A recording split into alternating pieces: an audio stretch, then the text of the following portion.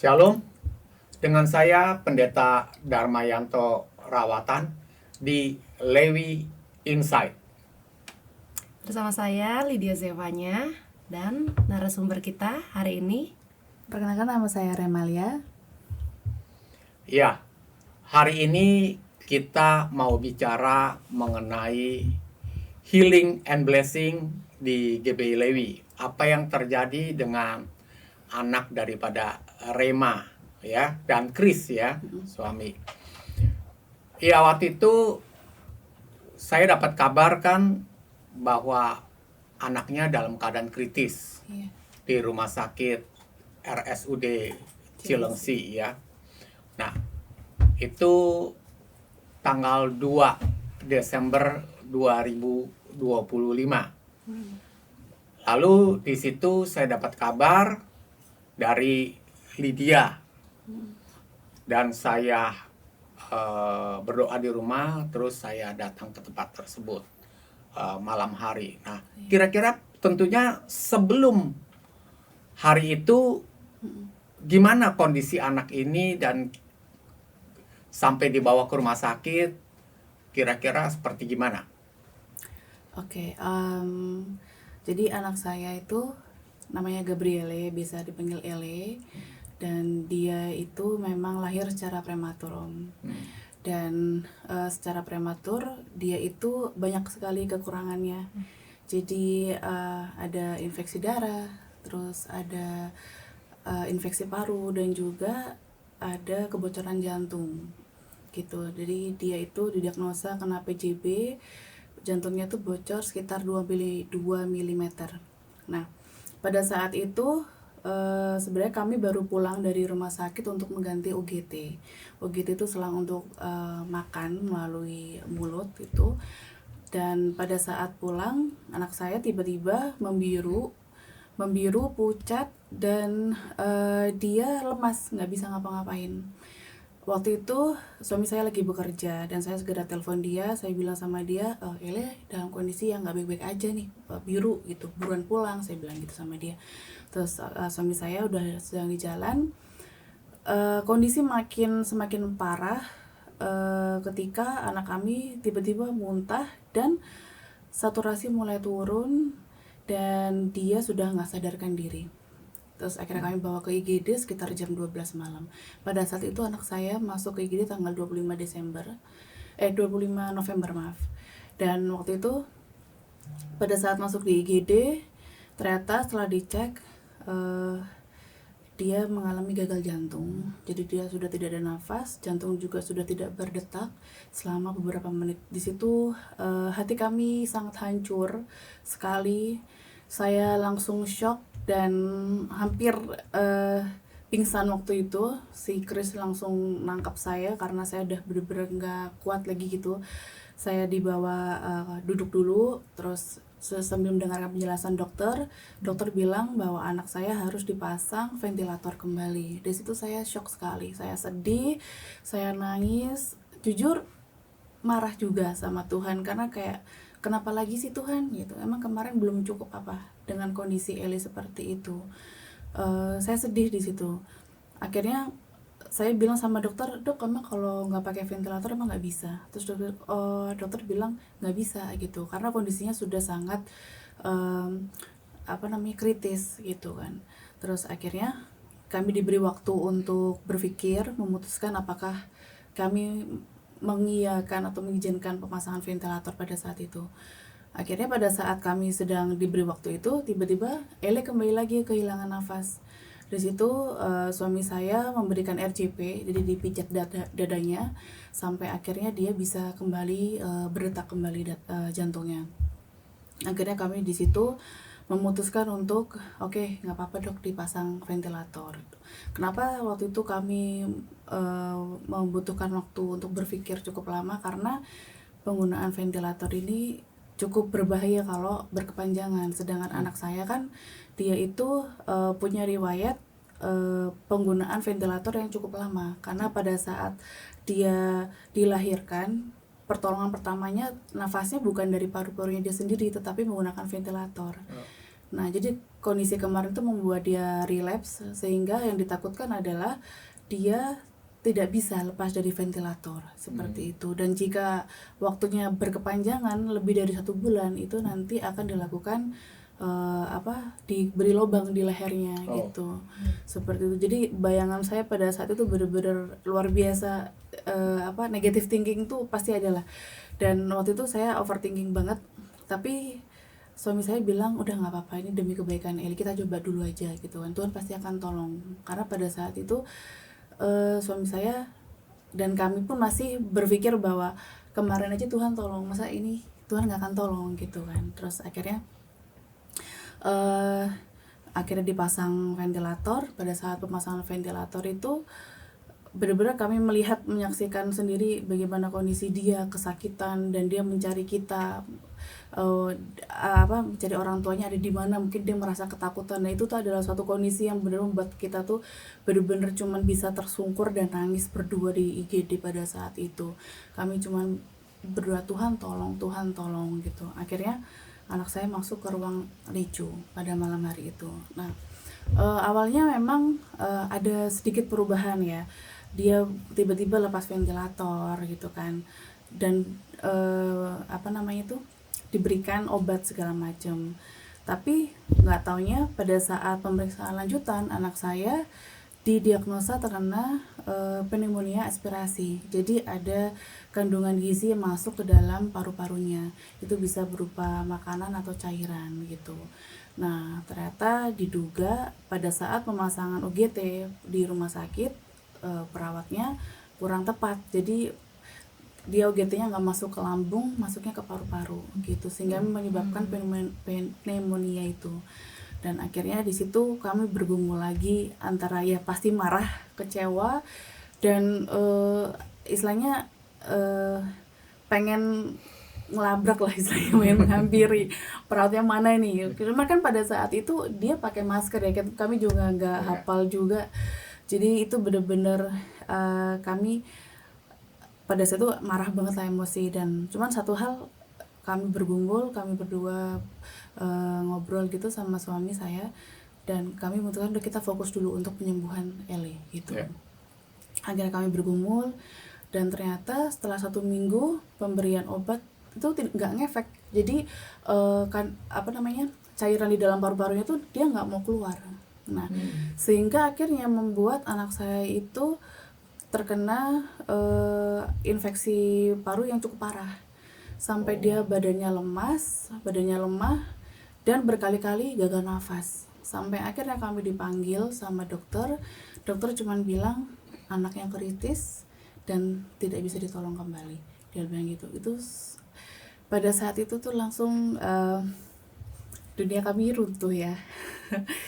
Kami cukup terpukul sekali sih sebenarnya, dan itu membuat kami nggak bisa mikir pada saat itu. Bener-bener Tuhan, kenapa kejadian lagi gitu, dan kenapa kali ini lebih parah lagi gitu. Protes iya, marah iya, emosi iya pada saat itu, dan istilahnya marah sama Tuhan ya gitu. Kenapa harus kami sih Tuhan, kenapa harus anak kami lagi, kenapa nggak pakai anak-anak lain gitu kan. Ya, pada saat itu pikiran kami begitu ya sebagai orang tua gitu kan. Terus akhirnya pada saat itu saya sendirian menghadapi kondisi itu, karena suami saya lagi perjalanan pulang. Saya telepon kondisi Eli seperti ini, dia sudah nggak ada harapan lagi, dokter sudah tidak bisa membantu lagi. Dan dokter cuman bilang, ibu doa aja gitu, kita untuk saat ini kondisi anak ibu tuh hanya bisa mengandalkan mujizat gitu. Dan saya ingat jelas betul dokter DSA anak saya tuh bilang gini, ibu, Tuhan ibu sudah bermujizat kemarin gitu, saya percaya pasti Tuhan ibu akan bermujizat untuk yang kedua kalinya gitu. Saya langsung merasa kayak ditampar juga ya, maksudnya beliau bukan orang yang percaya Tuhan, tapi beliau sempat melihat kesaksian kami gitu pada saat yang pertama gitu kan. Dan pada saat itu kami benar-benar sedikit dikuatkan gitu kan. Akhirnya suami saya menghubungi Cici waktu itu, menghubungi Cici jam 8-an nih kalau nggak salah ya, gitu. Ci, bantu doa. Saya juga menghubungi beberapa teman Rise Up juga, menghubungi Tante Nana, Tante Lina, gitu, tolong bantu doa, anak kami begini-begini, saya bilang seperti itu. Terus akhirnya suami saya lagi perjalanan pulang, Cici tiba-tiba WA saya bahwa Kak, Om Dharma sama Tante Vivi mau mendoakan gitu di rumah sakit. Nah itu akhirnya suami saya udah datang, kami menunggu Om Dharma waktu itu, dan memang kita tidak bisa masuk ya Pak waktu itu ya. Kami hanya bisa mendoakan di luar. Nah, Tapi mungkin saya stop dulu iya. ya. Nah, Lydia waktu itu gimana waktu terima kontak mengenai anak ini, kok terus bisa hubungin ke papi atau gimana, ke mami? Ya mungkin kita flashback dulu sedikit. Iya, Jadi iya. L itu lahir di tanggal 7 Oktober. 7 Oktober. Jadi sebenarnya itu kan ada proses untuk sampai di 2 Desember itu akhirnya kita hubungi kan. Iya, iya. Jadi mungkin bisa ceritain sedikit dulu waktu lahirannya tuh sebenarnya apa dan kenapa prematur. Oh, oke. Ya, dan prematurnya berapa minggu gitu. Oh iya, oke. Ya jadi waktu itu selama saya hamil tuh memang nggak ada kendala apapun ya. Cuma tiba-tiba pada saat saya usia 33 minggu saya mengalami preeklamsia. Nah, preeklamsia ini memang dokter bilang kita tidak tahu dari mana penyebab maksudnya awalnya dari mana. Itu preeklamsia tuh datang seperti kilat gitu loh. Jadi dia datang sewaktu-waktu, walaupun pada saat itu kondisi ibunya lagi sehat.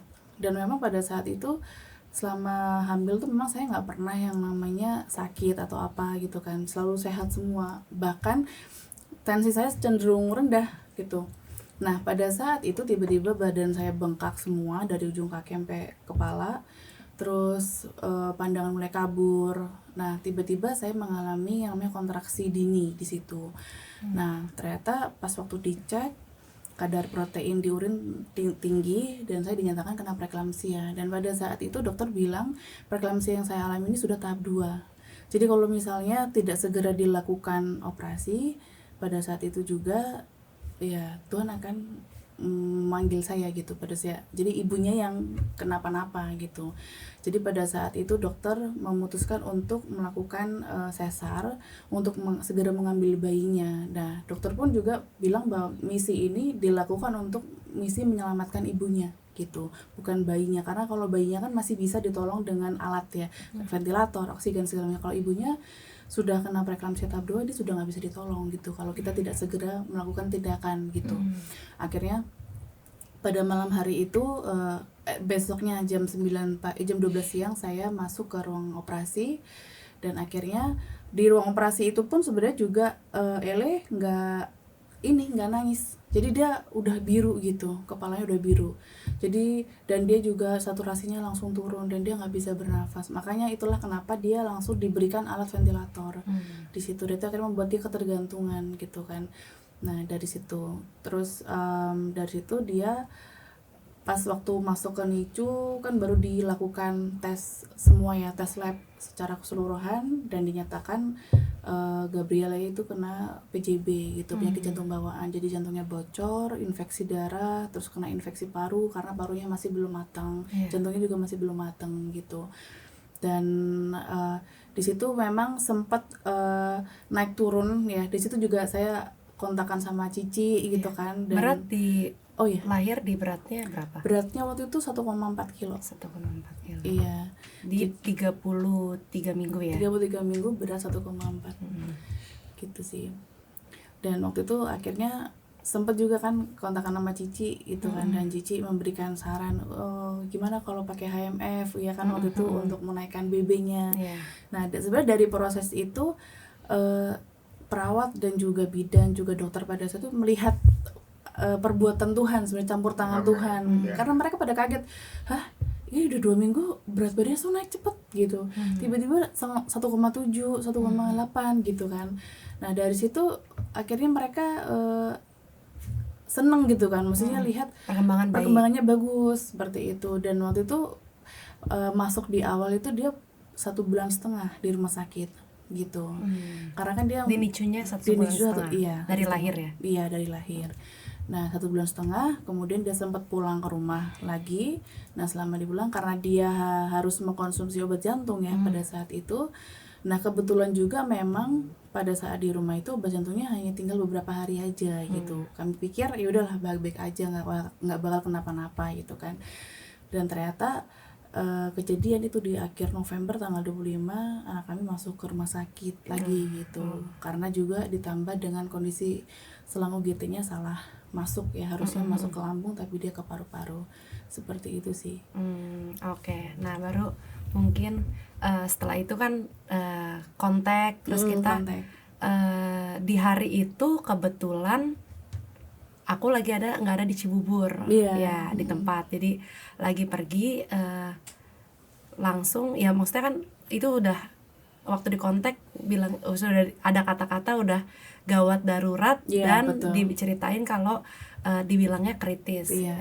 Itu dari cerita atau chat yang sudah diberikan juga itu kita udah tahu, wah ini kayaknya lebih parah nih daripada yang Betul, kemarin. iya parah banget Karena sih. sebelumnya kita sudah diceritain atau di kontak, buat kita juga wah ini kayak parah nih gitu. Mungkin ada yang belum tahu juga, karena aku juga mempunyai anak prematur gitu ya.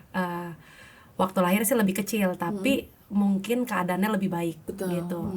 Kondisi Baby ya ya. babynya enggak, babynya aku di 1,3 waktu itu. Tapi kan mungkin waktu itu udah sempat pematangan paru segala macam, jadi mungkin udah lebih stabil nih gitu. Nah, jadi waktu dengar Karema, wah kayaknya ini lebih parah karena ada bawaan, ada segala macam gitu. Jadi waktu kemarin dengar seperti itu, sebenarnya kontak aku kasih ke bukan ke orang tua aja gitu. Aku kasih juga ke teman-teman untuk ayo kita hari ini dimanapun kita ada sama-sama, kita bantu doa teman kita keadaannya lagi nggak baik-baik aja gitu. Tapi abis itu langsung mungkin direspon untuk padahal waktu itu malam-malam kayaknya ya. Iya, malam banget. Malam-malam jam 8 ya. di info udah kita kesana mungkin karena kan ya nggak terlalu yang jauh banget juga gitu kayaknya.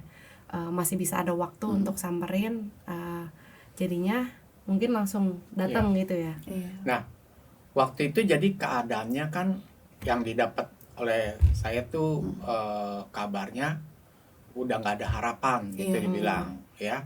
Terus udah gitu saya baru pulang tuh juga ya jam 8 kurang. Terus Bu Vivi bilang, yuk kita doa.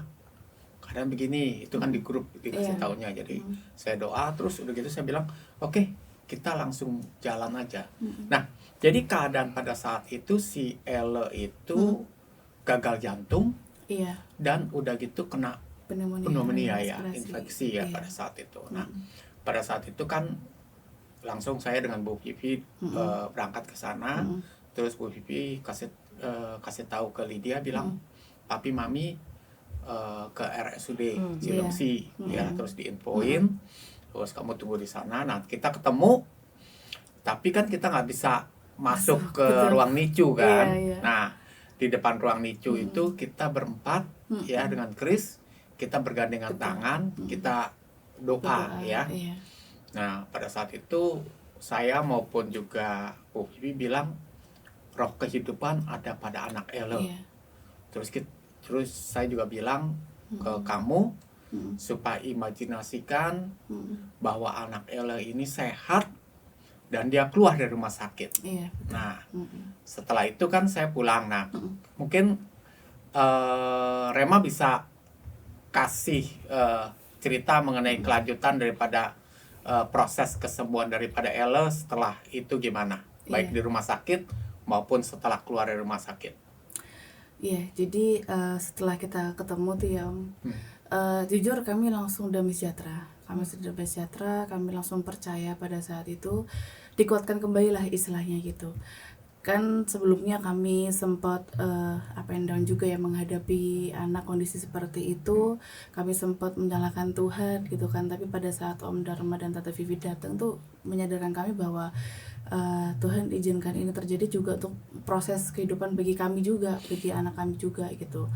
Dan memang sebelumnya itu saya selalu ingat, tiba-tiba keingat gitu kan, mungkin diingatkan Tuhan juga soal Om Dharma pada saat khotbah di tiap kali perjamuan kudus ya. Kita disuruh berdoa dan Om Dharma selalu bilang mari kita imajinasikan apa yang menjadi pergumulan kita gitu, yang positif-positif. Nah disitulah sebenarnya kami sudah berusaha ya Om, cuman memang tidak semudah seperti yang dikatakan juga ya. Karena istilahnya kita ingin mengimajinasikan sesuatu hal yang positif ya, tapi anak kondisinya begini jelek gitu, kondisinya buruk banget. Terus kita bingung membayangkannya harus seperti yang apa gitu. Tapi kembali lagi pada saat Om Dharma dan Tante Vivi datang, aku sempat ngobrol sama Tante Vivi juga kan. Pada saat itu Tante Vivi bilang, Rema bayangkan Eli di rumah, Eli besar, tumbuh gitu kan, berkembang gitu. Nah dari situ aku mulai punya bayangan nih di situ kan. Terus akhirnya oh iya oke Tante, terima kasih. Dan itu yang selalu kami pegang. Kami membayangkan Eli pulang, kami membayangkan Eli sembuh. Dan satu hal yang Tante Vivi bilang pada saat itu yang akhirnya menguatkan kami adalah ini, percayalah bahwa kalian akan keluar menjadi seorang pemenang. Itu yang kami ingat sampai sekarang gitu, karena kalau tidak ada kalimat itu mungkin kami udah give up, kami udah nyerah, kami udah nggak ngerti mau gimana. Karena benar-benar pada saat kondisi itu kami tuh sebagai orang tua tuh benar-benar diizinkan Tuhan dalam kondisi nggak bisa berbuat apa-apa. Artinya kita tidak bisa bayar pakai uang untuk membeli nyawa gitu kan. Kita nggak bisa berbuat apapun, tenaga kita juga kita nggak tahu apa-apa gitu soal medis gitu kan. Jadi benar-benar kita dibikin dalam kondisi yang nggak bisa apa-apa. Nah disitulah ketika Tante Vivi bilang begitu tuh langsung kita iya bener juga ya gitu loh. Kita nggak boleh kalah dalam kondisi ini, kita nggak bisa gini terus gitu. Sampai suatu ketika kami pulang, kami udah mulai semangat nih, terus tiba-tiba ternyata nggak sampai di situ. Ujian yang Tuhan izinkan, kami bertemu dengan beberapa orang yang akhirnya melemahkan iman kami kembali. Bahkan ada satu dokter yang bilang, oh kenapa JB ya, kena jantung ya, saya punya pasien tuh baru kemarin meninggal gitu. Belum begitu, itu langsung kayak oh gitu ya, baru kemarin dia itu sudah sampai berobat ke rumah sakit yang mahal pakai biaya mandiri tapi tetap aja nggak selamat. Memang si anak PJB itu umurnya nggak panjang. Itu sangat-sangat menjatuhkan ya. Iya, itu bener-bener ya mental sudah kembali, iya, terus habis itu jatuh lagi.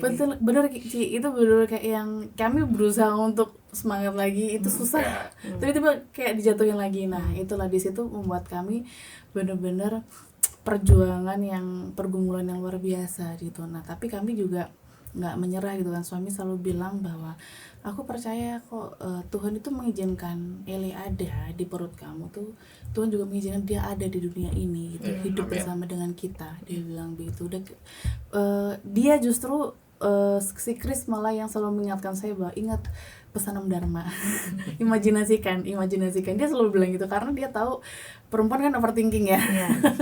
Pikirannya pasti kemana-mana gitu. Apalagi pada saat itu saya menghadapi Eli itu sendirian setiap hari karena kan Chris harus bekerja kan. Nah jadi saya yang ketemu sama dokter sama perawat segala macam. Nah dari proses itulah yang akhirnya kami terus semangat untuk memegang teguh janji Tuhan ya melalui Om Dharma dan Tante Vivi yang dipakai Tuhan luar biasa untuk mengingatkan kami gitu kan bahwa kita ya betul kami harus mengimajinasikan dan kami harus keluar sebagai seorang pemenang gitu.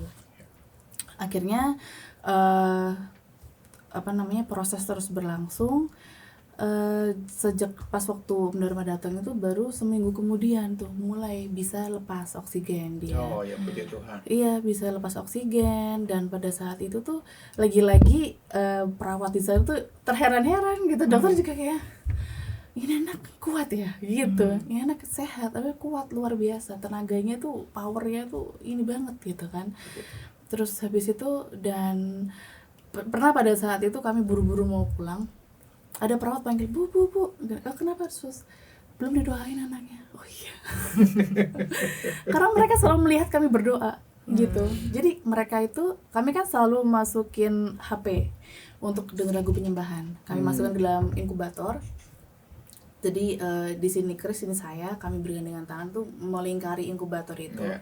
Kami berdoa dan di situ mereka kalau melihat kegiatan kami, misalnya apa yang kami lakukan. Nah, pada saat kami lupa, mereka mengingatkan gitu. Jadi akhirnya nggak butuh waktu lama ya, sekitar 3 minggu kalau nggak salah dia sudah lepas inkubator, dia sudah pakai Oh. oksigen dan kondisinya udah pulih, udah sehat, dan tuh bener-bener, dan dia udah ditaruh di ruangan tetap di NICU, cuma dia nggak di inkubator gitu. Jadi dia menggunakan udara yang Perina ya. iya, Perina gitu.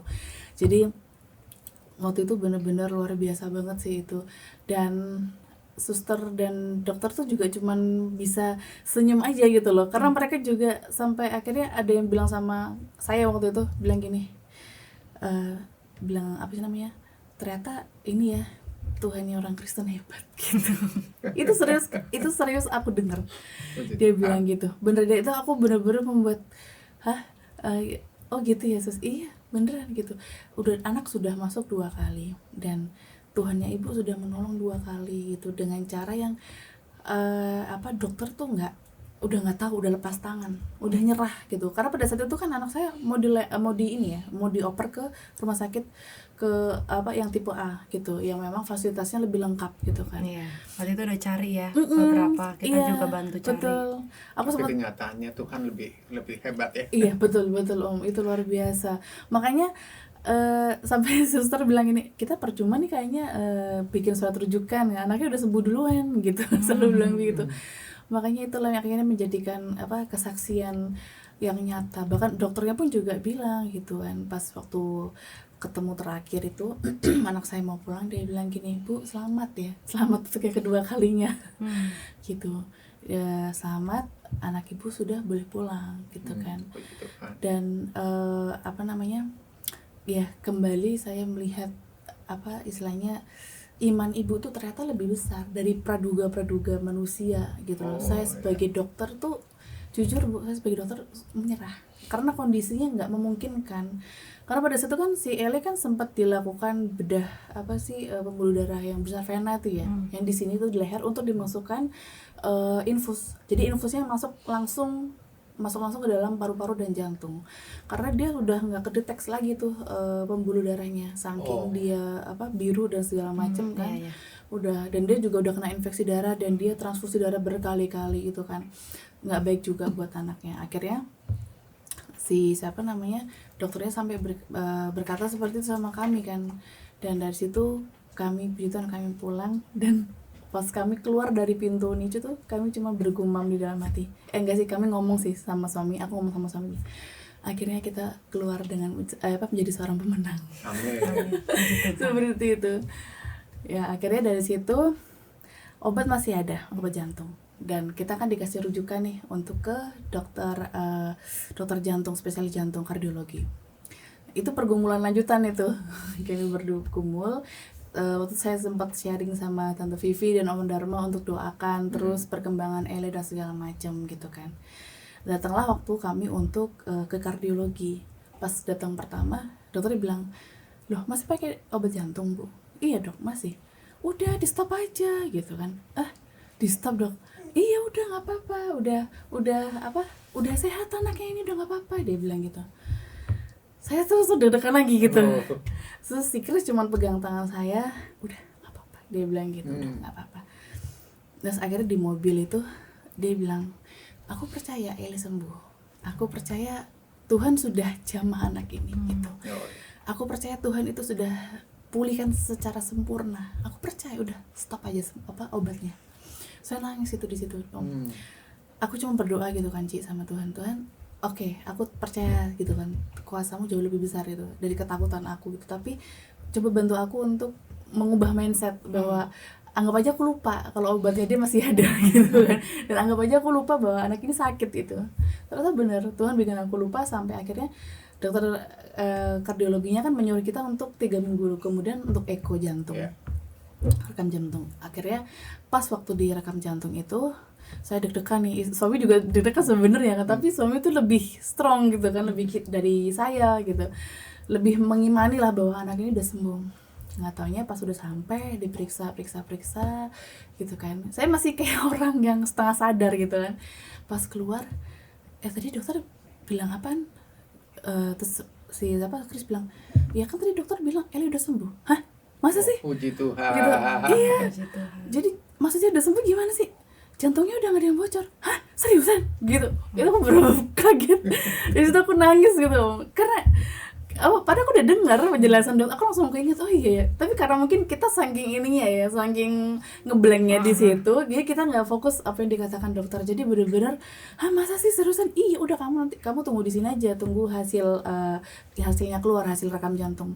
Ternyata bener pas pada waktu hasil rekam jantung sudah keluar dan saya baca sudah tidak ada kebocoran. Puji Tuhan. Jadi artinya jantungnya pulih, Puji Tuhan sempurna, iya. dan juga paru-parunya Paru-parunya pulih sudah sempurna. Iya. Jadi puji Tuhan. Iya. Dan selanjutnya setelah itu kan ada penyerahan anak ya. Oh iya betul Om. Mungkin anaknya bisa dibawa ke sini. Kita pengen lihat anaknya, ya.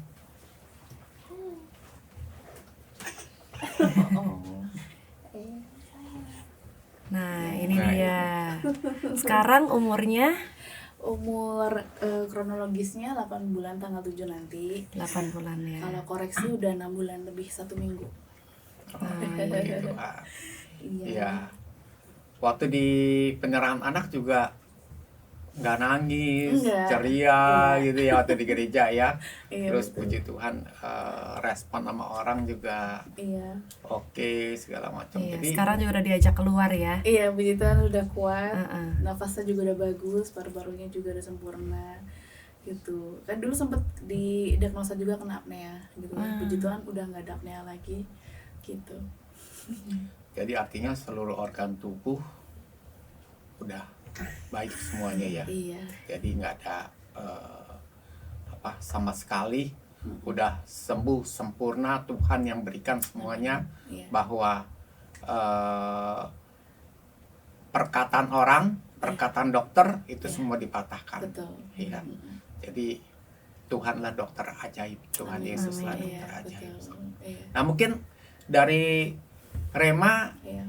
ada pesan-pesan yang perlu disampaikan ke pemirsa yang menonton ini, kira-kira apa gitu ya perlu disampaikan biar iman mereka juga bangkit. Iya. Nah, Bisa menguatkan teman-teman yang lain. Iya, mungkin ada satu lagu yang memang ada satu kalimatnya itu menguatkan kami sampai sekarang, bahwa kasih Tuhan yang begitu besar itu luar biasa, mampu mengalahkan rasa takut kita. amin. Dan jika mungkin pada saat ini banyak Bapak Ibu Saudara yang mungkin mengalami hal yang serupa seperti yang kami alami, percayalah bahwa Tuhan itu jauh lebih hebat, jauh lebih luar biasa. Mungkin kita nggak bisa melihat sekarang ya, tapi Tuhan memperhitungkan iman kita yang sekecil biji sesawi. Tuhan memperhitungkan itu, dan akhirnya Tuhan bermujizat di dalam iman kita yang sekecil itu. Itu aja sih. Amin. Amin. Ya, kalau kita lihat bukan cerita ya, jadi ini kejadian benar-benar true story daripada anak Ele, dan juga yang dialami oleh orang tuanya Chris dan Rema. Itu suatu mujizat yang luar biasa ya. Bukan hanya kita manusia awam yang mengalami, tapi ini juga dokter-dokter itu semua melihat mujizat. Dan ini bukan dari rumah sakit yang hebat, rumah sakit kelas A, tapi ini rumah sakit yang ya boleh dibilang yang untuk masyarakat pada umumnya, RSUD, dan itu di Cilengsi yang di ujung daripada Cibubur. Nah, jadi buat Tuhan tidak ada sesuatu yang mustahil. Dan untuk setiap daripada kita, untuk menguatkan iman kita, itu imajinasikan segala sesuatu yang kita inginkan di masa depan, semuanya hal yang positif, yang baik, sehingga meniadakan semua hal-hal yang negatif. Amin. Tuhan Yesus memberkati.